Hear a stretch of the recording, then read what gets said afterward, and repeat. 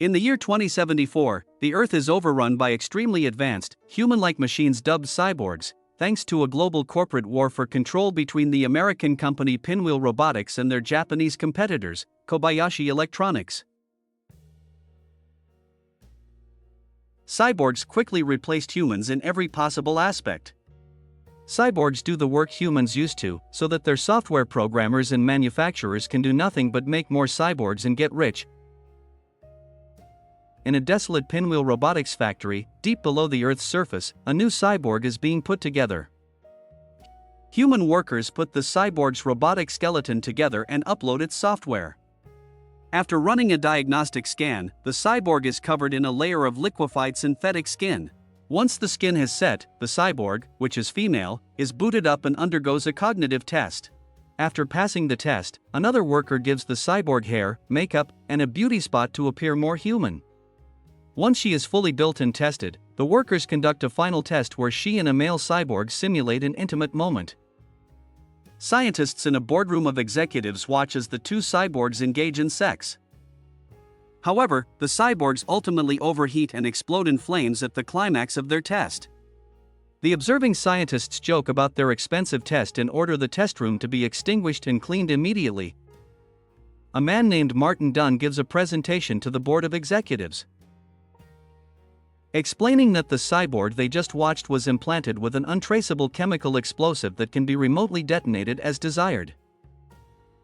This is Pinwheel Robotics' latest line of anti-espionage cyborgs, made to combat their competitors, Kobayashi Electronics, who have been unsuccessful in manufacturing a similar cyborg. Martin goes on to explain that the cyborg they just witnessed self-destruct, named Dina, was only implanted with 20 milliliters of a biological explosive called glass shadow, while the cyborg they plan to use to infiltrate Kobayashi Electronics will have 100,000 milliliters. An executive asks about the cyborg they've selected for the job, and Martin reveals that her name is Casella Ree, but her team of trainers calls her Cash. Cash is programmed with the most advanced psychoanalytical and emotional software ever developed. Martin says that Cash is as human as a cyborg has ever been, capable of experiencing feelings like love, hate, sexuality, fear, anxiety, and more. Another member of the board asks if Cash will explode every time she engages in intimate acts.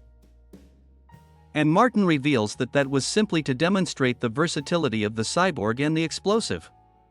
He suggests that once they use Cash to infiltrate Kobayashi Electronics, Pinwheel Robotics will have a monopoly over the bioengineering industry and become truly unstoppable. In a secret facility, a group of cyborgs watches as Cash and her martial arts trainer, Colt, spar. In the background, a strange image of an eye appears on a TV screen. It seems to be watching the cyborgs but suddenly disappears when one of the cyborgs turns toward the TV. On the sparring mat, Colt critiques Cash's attacks before knocking her down. When Colt attempts to help Cash to her feet, however, she surprises him and pins him to the ground. A synthetic voice announces the end of the class over an intercom, and the spectators leave. Cash stays on top of Colt and asks where Dina, her roommate, is. Colt doesn't know what she's talking about, and Cash explains that Dina was taken away last night by faculty and never returned, but Colt doesn't know anything about it. While Colt recovers in his room, the same eye appears on a TV and watches him. Later, Colt bumps into Martin as he's escorting Cash out of the facility with armed guards. Colt asks where Cash is being taken, but Martin only tells Colt that it doesn't concern him. Colt doesn't give up, though, and asks if Cash did something. But Martin warns Colt to mind his business because he's already on thin ice. Colt walks away, reminding himself that he won't ever leave if he doesn't keep his head down. On an operating table, Cash is put on standby and implanted with glass shadow. Once the procedure is complete, Cash remains asleep inside a pod, and the eye appears to watch her. The man on the TV, who calls himself Mercy, begins to speak to Cash, implying that Pinwheel is brainwashing her. Mercy says that many cyborgs have attempted what Cash is about to, and only one has ever been successful because she had a protector. Mercy refers to the cyborg's protector as a warrior and hero and asks Cash if she knows of such a person. She says she doesn't, but Mercy suggests Colt, and Cash smiles to herself. While walking down a flight of stairs, Colt bumps into Cash. He asks her if she was hurt, and she says probably, but she doesn't remember because she wasn't awake. A passerby warns Colt against engaging with the machines, but when she leaves, Cash hands Colt a matchbox as she walks away, which he hides before anyone can see. While Colt makes his way through the facility, he's stopped by a strange voice in a dark room. It's Mercy, now embodied by a mouth on a TV screen. When asked who it is, Mercy jokingly refers to himself as the voice of God. Before Colt can probe further, Mercy asks about what Cash handed Colt. Colt reveals it was a matchbox, and Mercy excitedly calls their interaction the flame of love. Colt asks Mercy who he is once again, and this time he calls himself Colt's guardian angel. A group of people walks past the room, and Mercy says he has to go, wanting to keep a low profile, but he promises to see Colt soon. In his bedroom, Colt opens the matchbox to find a live moth and a note telling him to meet Cash in Lab 9 at the given time. Colt asks an AI assistant about company regulations against faculty fraternizing with cyborgs. The AI tells Colt that the punishment is incarceration with a fine and possible legal action if the cyborg in question suffers any damage. In addition, there will also be a fee to cover the cost of the cyborg's reprogramming. Colt sighs and tells the AI assistant to delete all chat history together. Later, Colt is woken up by Mercy, who reminds him about his meeting with Cash. Colt gets dressed and rushes to the location specified on the note. Colt wanders through a dingy tunnel in a dark lab. Cash laughs at Colt as he gets scared by a moving cybernetic component in a fish tank. Cash excitedly shows Colt a rosebush in an incubation tank and wonders if they're real or not. Colt gets close and tries to kiss Cash, but she has more to show him first. In a cage, Cash shows Colt a cyborg monkey. Mercy appears on a nearby screen, and Colt asks how it's possible that he can be everywhere. Mercy only says that it's a secret, but he can be anywhere in the Pinwheel facility, mentioning that he even has operatives outside as well. Cash reveals that Mercy often talks to her at night. Suddenly, a vault in the back of the room opens, and Mercy instructs Cash and Colt to investigate. Inside the vault are a number of destroyed and dismantled cyborgs, including Dina. Cash approaches her friend's body, and Dina springs to life, spooking Cash. Cash asks Dina what happened to her, and she says she's been fixed, and Cash is next. Colt asks Dina what she means, but Mercy appears on a nearby screen and answers, "Glass Shadow." Mercy tells them about the liquid explosive coursing through Cash's body, and she asks why Pinwheel would do something like that. Mercy tells her about Pinwheel's plan to have her attend a meeting at the Kobayashi headquarters, where she will be posing as an investor. He tells Cash that at a predetermined time, she'll detonate, taking every major Kobayashi executive with her. Stunned, Cash questions why they would do that, and Mercy explains that once Kobayashi has gone under, Pinwheel will launch a hostile takeover. An alarm goes off, and Mercy tells Cash that she's been reported stolen, with Colt being the prime suspect. Colt asks Mercy what they should do, and he tells them to run. Cash and Colt run through service tunnels while armed men search for them. On their way to the elevator, they cross paths with a cyborg that eyes them suspiciously. The guards find the two and open fire, but they're quickly told not to damage Cash too badly. Cash uses this to her advantage by confronting the guards directly in hand-to-hand combat. Cash easily dispatches the group of guards, while Colt deals with a guard trying to sneak up on him. Once the guards have been taken care of, Cash and Colt make their way to the elevator. Once inside, however, the elevator stops moving before they reach their destination. Colt notes an eerie feeling at the elevator stopping, and Cash simply responds by commenting on how sensitive humans are. Cash effortlessly kicks open the elevator's ceiling hatch, only to find a squadron of armed soldiers rappelling down on them. Cash admits that Colt's feeling was correct this time, and they come under fire. A bullet grazes Colt's ear, and he hurriedly tells Cash to look at the elevator's schematics to find a way to escape. Cash complies and finds another hatch on the floor of the elevator that they can use to escape. Colt tears the hatch open and nearly falls, but Cash saves him. Cash then climbs out of the elevator and swings into an air duct from a dangling line. She helps Colt do the same, and the cyborg that crossed paths with Cash and Colt earlier begins opening fire on the guards pursuing Cash and Colt.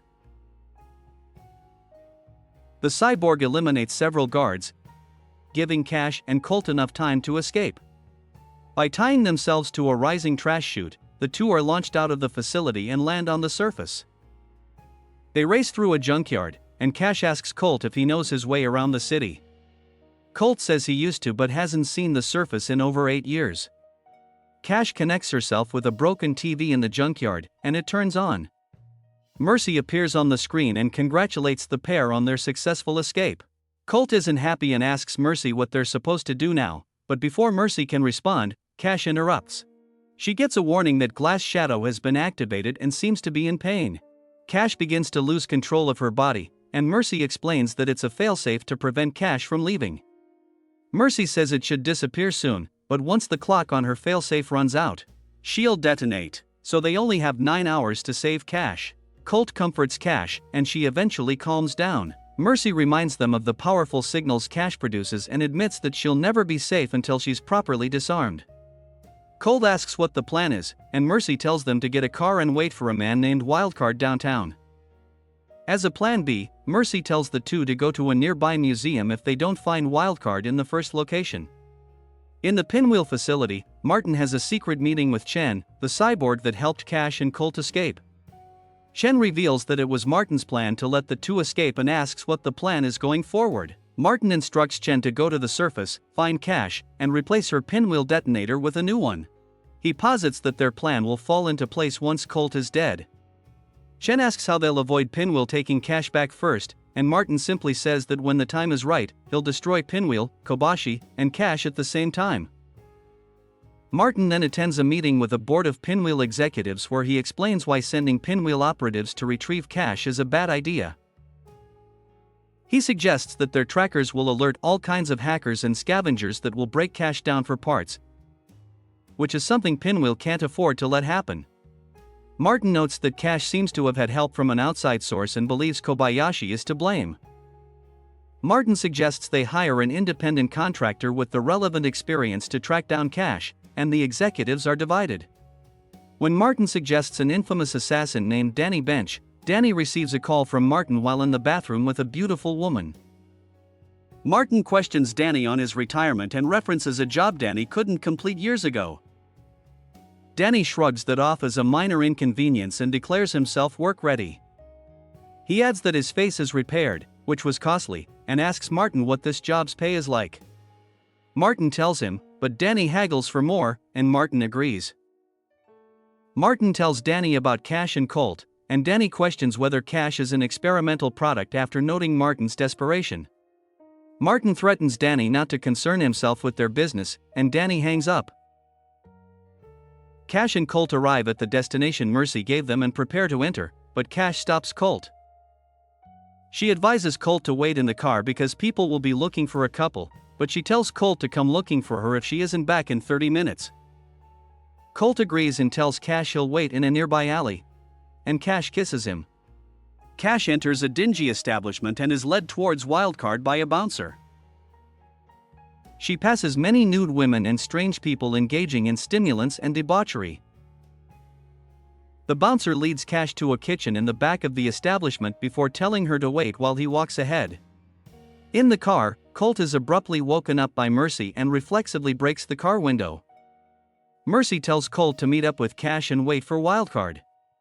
He also tells Colt to be wary of possible cyborg hunters tracking them, telling Colt that they're all psychopaths. Back inside the establishment, Cash wanders around and eventually finds a fortune teller. Cash asks her how long she has to live, but after the fortune teller reads Cash's palms, she realizes Cash is a cyborg. The woman offers Cash a job, but she declines, starting a fight. Using her advanced programming, Cash easily fights off the fortune teller's helper and performs a somersault to escape. The bouncer tries to stop Cash, but she kicks him and runs. Colt attempts to enter the establishment but is stopped by Danny, who holds him at gunpoint. He instructs Colt to put handcuffs on and asks him where Cash is. Colt lies that she left, but Danny threatens to shoot him if he lies again. Danny walks Colt inside the establishment to search for Cash, but he's stopped by the bouncer. Without hesitation, Danny shoots the bouncer and steals his gun. As people run, Danny leads Colt back outside and away. Meanwhile, Cash walks down a quiet alley looking for Colt when she's attacked from above by Chen. Chen ties a rope around Cash's neck and pulls her up. Chen slams Cash into a fire escape several times before Cash finds her footing. Chen leaps down, and the two have a brief tug-of-war before Chen sends Cash flying through a building wall. Danny leads Colt to a rundown apartment and makes Colt handcuff himself to a wall. Colt comments on how Danny should see a psychiatrist as he uses a strange device to blow air on his face. Danny brushes Colt off, telling him he has sensitive skin and needs to take precautions to prevent infection. Danny asks Colt if he's going to tell him where Cash is, and when he says no, Danny uses a blowpipe to shoot something into Colt's eye. Danny tells Colt it's a drug that will open his third eye and show him the future. And Colt passes out. In an armored van, Chen experiments with a disassembled Cash. She recalibrates Cash's logical system and begins a playback of her memories. Chen notes that Pinwheel placed a bomb inside of Cash. Cash wonders if Chen can disarm it, but Chen states she doesn't believe it can be disarmed. Chen shows Cash the detonator before she deactivates it. She explains that once the countdown on Cash's interface reaches 0, she will no longer explode, causing Cash to sigh with relief. Chen then reactivates the detonator and threatens to blow Cash up unless she reveals her partner. Cash lies, telling Chen that her partner is a fellow cyborg and agrees to give his location away when Chen promises to help him leave town quietly. Colt wakes up and uses a key to unlock his handcuffs while Danny sleeps. But as Colt escapes, Danny opens his eyes and watches a device that displays everything Colt sees in real time, revealing that it wasn't a drug but a spy camera that Danny shot into Colt's eye. Cash and Colt meet up in the museum Mercy told them about. They embrace, and Cash notices the camera in Colt's eye and warns him about it. She tells him to stay in the dark and avoid looking at identifiable landmarks. Colt asks her what she thinks of the surface, finally seeing it herself. Cash says she thought it would be beautiful, and Colt tells her that mankind destroyed the beauty years ago. Cash questions how they let it get so bad, and Colt says it's because people aren't programmed, they make mistakes, and some of them were especially bad. He goes on to say that he believes cyborgs were a mistake of man trying to play God and recounts how he used to hate them all when he began working at Pinwheel. Colt opens up further by telling Cash that he doesn't think like that anymore, thanks to her. He grew genuine feelings towards her and sees her as human. Suddenly, Danny and Chen interrupt the moment. However, surprised by one another, Danny and Chen shoot at each other, giving Colt and Cash time to escape. Chen teases Danny because she heard he got disfigured by a cyborg, and he fires again. While he's reloading, Chen shoots at a nearby glass cabinet, sending shards of glass into Danny's face before chasing after Cash. Chen finds them and opens fire, but she runs out of ammo and is forced to use her hands. She holds her own quite well against Cash and Colt, but eventually, Cash is able to kick her into some wiring, frying her circuits. Cash and Colt find a cyborg dog waiting for them in the museum and believe Mercy sent him, so they follow the dog into the sewers. They follow the sewers up into a rundown town near the harbor. With guidance from the doorman, the two enter a broken-down ship hoping to find Mercy. Once they do, Mercy explains that the boat he arranged for them to escape on was burned down and suggests it was Pinwheel's doing. He says that their only other option is to rent another boat, but they'll need money. When asked how to do so, Mercy reveals that he entered Colt into a deadly underground game called The Blender, where two opponents fight to the death under two ship propellers. Colt objects, but Mercy explains that it's the only way they'll ever be free. While speeding towards Cash and Colt's location, Danny calls Martin. Martin is unimpressed with Danny's performance, but Danny doesn't care and demands an increase and that he be allowed to kill Cash.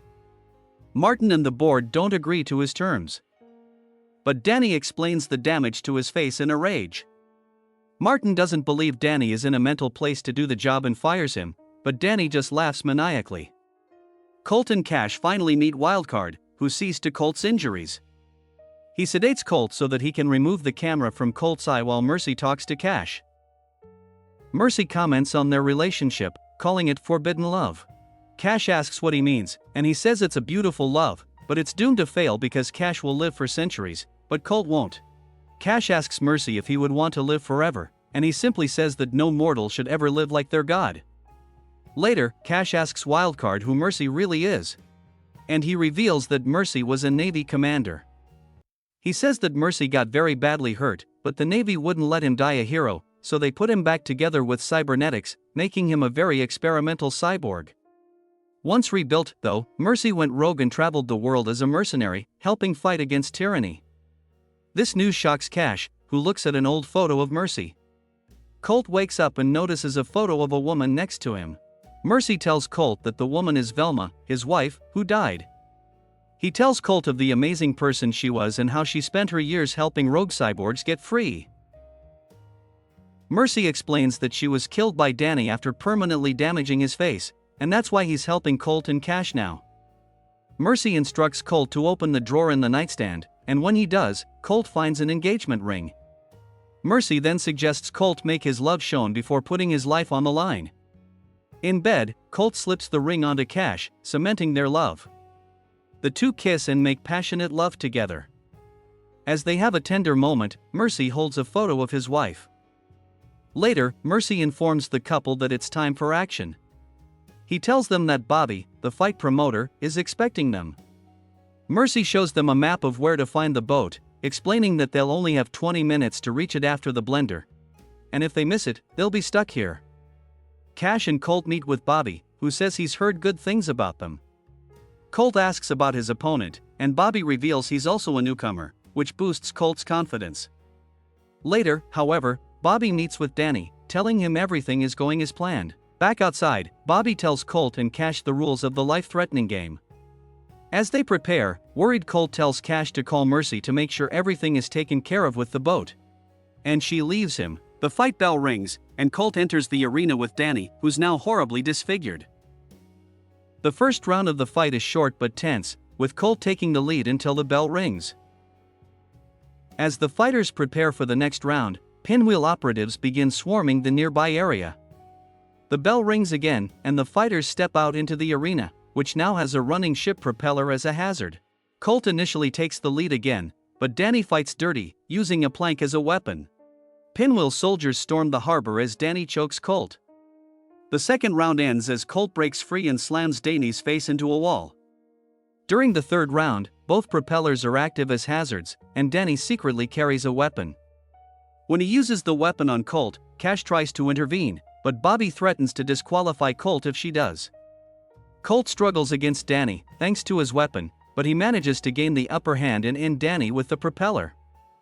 As the fight ends, Pinwheel enters the fray. Cash grabs their prize money from Bobby and makes a break for it with Colt. They're chased but easily dispatch the Pinwheel soldiers, taking a shotgun before they can reach their boat. However, they're cornered, and Colt is shot. The men order Cash to drop her weapon, threatening Colt's life, and she complies. Just when everything seems hopeless, Mercy speaks. He compliments Cash for sticking with Colt and Colt for his fight before explosions go off. In the chaos, Cash and Colt escape, and before the Pinwheel soldiers can pursue them, Mercy appears with a weapon. He begins firing, creating huge explosions so the lovers can escape together. Cash and Colt make it to the boat, but Mercy is captured and brought to Martin. Martin comments on how perfect it is that Mercy can witness his final plan. He reveals Chen's detonator and shares that its distance is much higher than Cash's. He says there's no happy ending for the couple and is disappointed that Mercy has nothing to say. However, when Martin activates the detonator, a warning plays throughout the facility, and rather than Cash, Mercy detonates, taking the entire Pinwheel facility with him. Cash and Colt live peacefully together in a serene desert. Colt grows old, like the tree he planted, while Cash remains the same, even in Colt's final days. Years later, Cash holds him close.